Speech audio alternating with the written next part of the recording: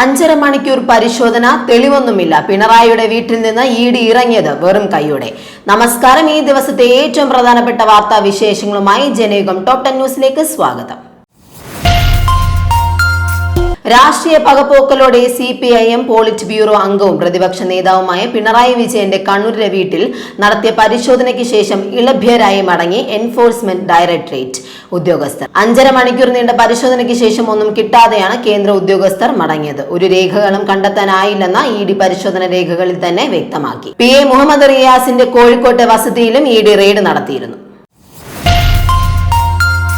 കേന്ദ്ര ഏജൻസികളെ ദുരുപയോഗിച്ച് BJP നടത്തുന്ന രാഷ്ട്രീയവേട്ട കൊണ്ട് തന്നെയും CPIMനെയും തളർത്തിക്കളയാമെന്ന് വിചാരിക്കേണ്ടെന്ന് പാർട്ടി പോളിറ്റ് ബ്യൂറോ അംഗവും പ്രതിപക്ഷ നേതാവുമായ പിണറായി വിജയൻ പറഞ്ഞു. തിരുവനന്തപുരത്തെ വാടക വീട്ടിൽ ED രാവിലെ മുതൽ ആരംഭിച്ച പരിശോധന പൂർത്തിയാക്കി മടങ്ങിയ ശേഷം പ്രവർത്തകരെ അഭിസംബോധന ചെയ്ത് സംസാരിക്കുകയായിരുന്നു അദ്ദേഹം.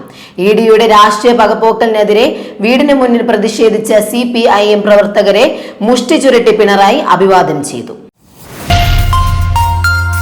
എൻഫോഴ്സ്മെന്റ് ഡയറക്ടറേറ്റ് റെയ്ഡിൽ പ്രതിപക്ഷ നേതാവ് പിണറായി വിജയന് പിന്തുണയുമായി കേന്ദ്ര നേതാക്കൾ. കേന്ദ്ര ഏജൻസികളുടെ നീക്കം രാഷ്ട്രീയ പകപോക്കലാണെന്ന് RJD നേതാവ് തേജസ്വി യാദവ് പറഞ്ഞു. BJP നേതൃത്വത്തിലുള്ള കേന്ദ്ര സർക്കാർ സ്വന്തം രാഷ്ട്രീയ താൽപര്യങ്ങൾ നിറവേറ്റാനും പ്രാദേശിക കക്ഷികളെ ഇല്ലാതാക്കാനും അന്വേഷണ ഏജൻസികളെ ദുരുപയോഗം ചെയ്യുകയാണ്. എന്നിരുന്നാലും സത്യവും നീതിയുമായിരിക്കും ഒടുവിൽ വിജയിക്കുകയെന്നും തേജസ്വി യാദവ് പ്രതികരിച്ചു.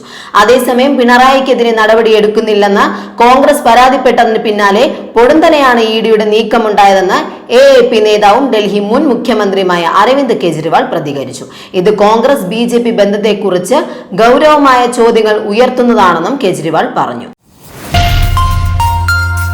മുൻ മുഖ്യമന്ത്രിയും പ്രതിപക്ഷ നേതാവുമായ പിണറായി വിജയന്റെ വീട്ടിൽ എൻഫോഴ്സ്മെന്റ് ഡയറക്ടറേറ്റ് നടത്തിയ റെയ്ഡുമായി ബന്ധപ്പെട്ട ചോദ്യത്തോട് മുഖം തിരിച്ച് മുഖ്യമന്ത്രി VD സതീശൻ. കേന്ദ്ര ആഭ്യന്തരമന്ത്രി അമിത് ഷായുമായുള്ള കൂടിക്കാഴ്ചയ്ക്കായി ഡൽഹിയിൽ എത്തിയപ്പോഴായിരുന്നു സതീഷിനോട് മാധ്യമങ്ങൾ ചോദ്യം ഉന്നയിച്ചത്. ഒരക്ഷരം സംസാരിക്കാതെ മുഖ്യമന്ത്രി തിരിഞ്ഞു നടക്കുകയായിരുന്നു.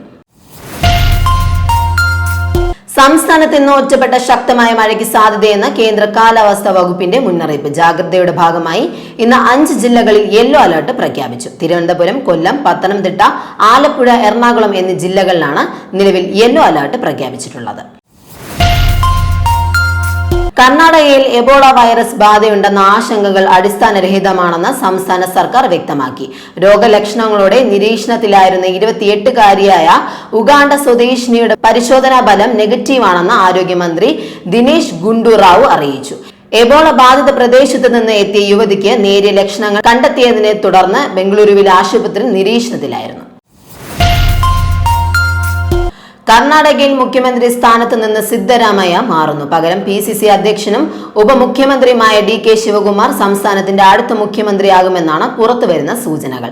അടുത്ത ആഴ്ച തന്നെ സത്യപ്രതിജ്ഞ നടന്നേക്കാമെന്നും കോൺഗ്രസ് ഹൈക്കമാൻഡ് ഇത് സംബന്ധിച്ച് അന്തിമ തീരുമാനം എടുത്തുവെന്നുമാണ് പാർട്ടി വൃത്തങ്ങളിൽ നിന്നും വിവരം.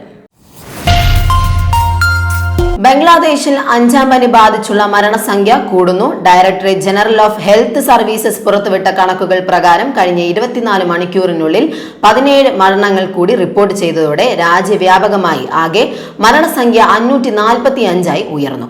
മാർച്ച് 15 മുതലുള്ള കണക്കുകൾ അനുസരിച്ച് രാജ്യത്ത് 8719 കേസുകൾ സ്ഥിരീകരിക്കുകയും 60,000-ലധികം സംശയാസ്പദമായ കേസുകൾ റിപ്പോർട്ട് ചെയ്യപ്പെടുകയും ചെയ്തിട്ടുണ്ട്.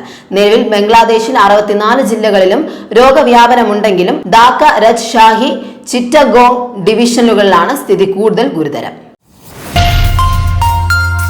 മധ്യ ലാവോസിലെ ഗുഹയിൽ വെള്ളപ്പൊക്കത്തെ തുടർന്ന് കുടുങ്ങിക്കിടന്ന 5 ഗ്രാമീണരെ രക്ഷാപ്രവർത്തകർ ജീവനോടെ കണ്ടെത്തി.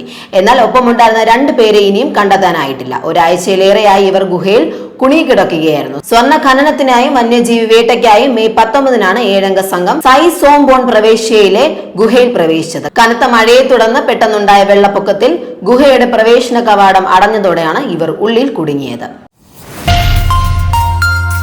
ഗാസ സ്ട്രിപ്പിൽ ഇസ്രായേൽ നടത്തിയ ശക്തമായ വ്യോമാക്രമണത്തിൽ ഹമാസിന്റെ സൈനിക വിഭാഗം മേധാവി മുഹമ്മദ് ഓഡെ കൊല്ലപ്പെട്ടു. മുൻഗാമിയായ സൈനിക മേധാവി സമാനമായ ആക്രമണത്തിൽ കൊല്ലപ്പെട്ട ദിവസങ്ങൾക്കകമാണ് ഒഡയും വധിക്കപ്പെട്ടത്. ഒഡയോടൊപ്പം അദ്ദേഹത്തിന്റെ ഭാര്യയും മുതിർന്ന മകനും ആക്രമണത്തിൽ കൊല്ലപ്പെട്ടതായി ഹമാസ് വൃത്തങ്ങളും ബന്ധുക്കളും സ്ഥിരീകരിച്ചു. ഗാസ സിറ്റിയിലെ ഏറ്റവും തിരക്കേറിയ മാർക്കറ്റ് പ്രദേശത്തെ ഒരു ഫ്ളാറ്റ് സമുച്ചയത്തിന് നേരെയായിരുന്നു ആക്രമണം. ജനേകം ടോപ് 10 ന്യൂസിലൂടെ വീണ്ടും കാണാം. കൂടുതൽ വാർത്തകൾക്കും വിശേഷങ്ങൾക്കുമായി ജനേകം വെബ്സൈറ്റ്, യൂട്യൂബ് ചാനലുകൾ സന്ദർശിക്കുക.